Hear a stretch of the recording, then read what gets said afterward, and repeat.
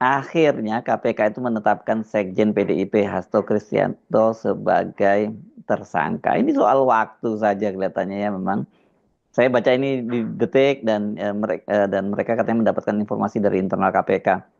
Menariknya, ini kan yang menetapkan Hasto sebagai tersangka adalah pimpinan KPK yang baru setelah mereka dilantik oleh Presiden Prabowo tanggal 20 Desember lalu.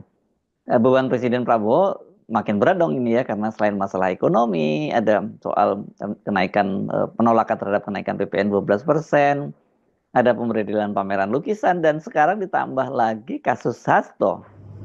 Ya, akhirnya kegemparan itu tiba di akhir tahun.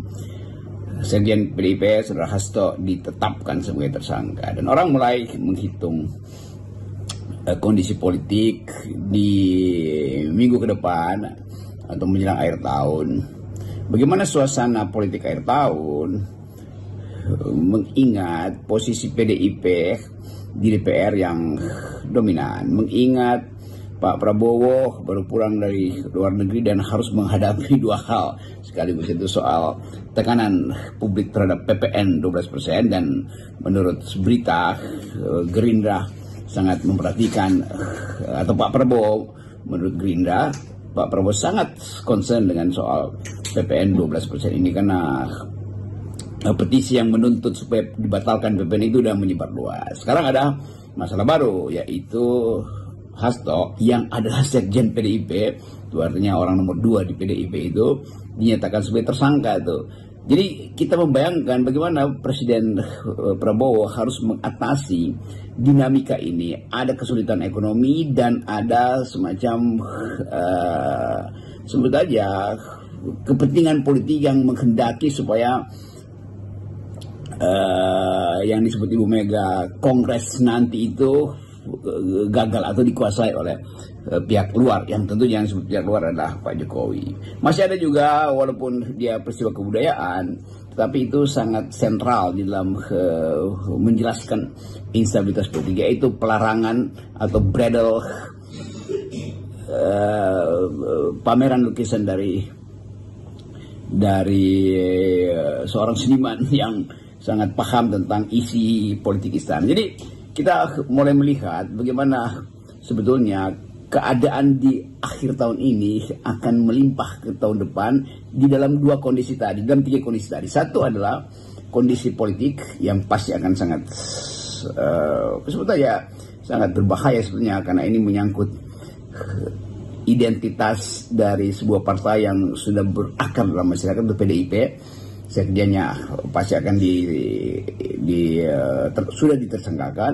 Lalu tadi soal PPN 12% yang tanggal 1 harus berlaku, dan pemberedelan kritik terhadap Jokowi melalui pameran yang kemudian dibatalkan itu. Nah, kita mulai mencoba membaca bahwa kekuatan yang hendak mengacak-acak PDIP memang tersedia, dan kekuatan itu yang kelihatannya tidak akan berhenti sampai PDIP itu diombang-ambingkan menjelang kongresnya nanti. Saya kira itu hal yang harus kita perhatikan hari-hari ini.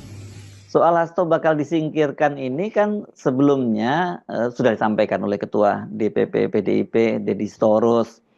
Dan pada waktu itu Ibu Megawati juga mengaku mendengar akan ada yang mengaut-aut Kongres PDIP.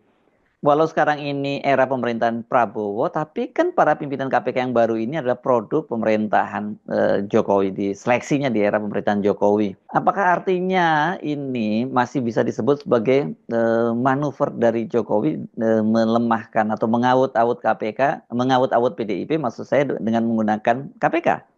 Ya, tentu ada juga atau pasti ada manuver-manuver di dalam PDIP sendiri. Elit PDIP yang berseberangan dengan Hasto juga banyak tuh, yang mencari keuntungan dari proses pemerkaraan Saudara Sekjen itu. Kan banyak yang antri untuk gantiin Hasto, gampang aja kita baca itu kan. Jadi kelihatannya juga Ibu Mega akan punya atau harus punya sense atau sedang mencari kepekaan untuk menyelesaikan masalah ini. Pasti ada internal struggle dalam PDIP, tapi secara keseluruhan saya kira partai itu diikat oleh kepentingan bersama, yaitu tidak mungkin partai itu menyodorkan dirinya untuk dirampok oleh Jokowi misalnya, karena yang mau rampok pasti Jokowi, dan benak publik udah begitu kan. Merampok Demokrat aja pada waktu itu gagal, apalagi merampok PDIP.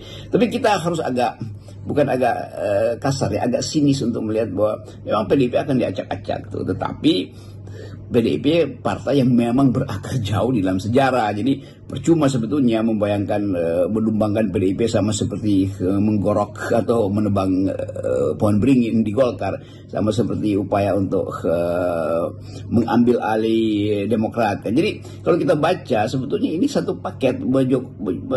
Pak Jokowi berupaya untuk punya partai, karena itu dia ingin selundupkan orang-orangnya ke dalam PDIP, gagal di Demokrat, pindah ke Golkar juga tentu ada pertahanan elitenya tuh, sekarang PDIP. Jadi hanya itu keterangannya untuk membaca politik hari ini. Jadi Jokowi punya keinginan yang kuat supaya tidak ada yang mengganggu niat atau ambisi Pak Jokowi untuk meneruskan dinastinya melalui saudara Gibran.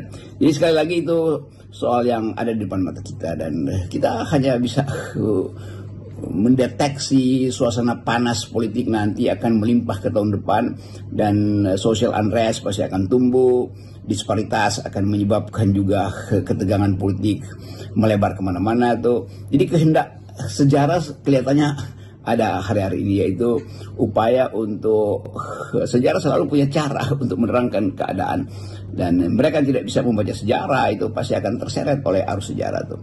Nah, kita coba bayangkan misalnya kesempatan di hari-hari akhir ini bagaimana kritik terhadap kekuasaan jalan terus. Saya mendengar satire atau stand up comedy yang politically correct dari Putri Gus Dur waktu haul kemarin itu, dan semua itu kan menggambarkan suasana bahwa rakyat tetap menangkap ada yang tidak jujur, ada yang sebetulnya diselundupkan dengan cara kemunafikan dalam politik Indonesia, yaitu narasi tentang Jokowi masih berkuasa, Jokowi masih bisa menunggu sampai 2009. Saya kira itu pada akhirnya akan dibatalkan, karena nggak mungkin orang terus-menerus disulap oleh headline yang dibuat oleh kekuasaan untuk mengeluk-elukkan dinasti Jokowi, untuk menghidupkan harapan bahwa PPN itu tidak memberatkan rakyat. Jadi semua hal yang dalam sejarah atau dalam sosiologi politik itu sudah dinyatakan sebagai potensial untuk menimbulkan ketegangan politik, itu hari-hari ini akhirnya tiba.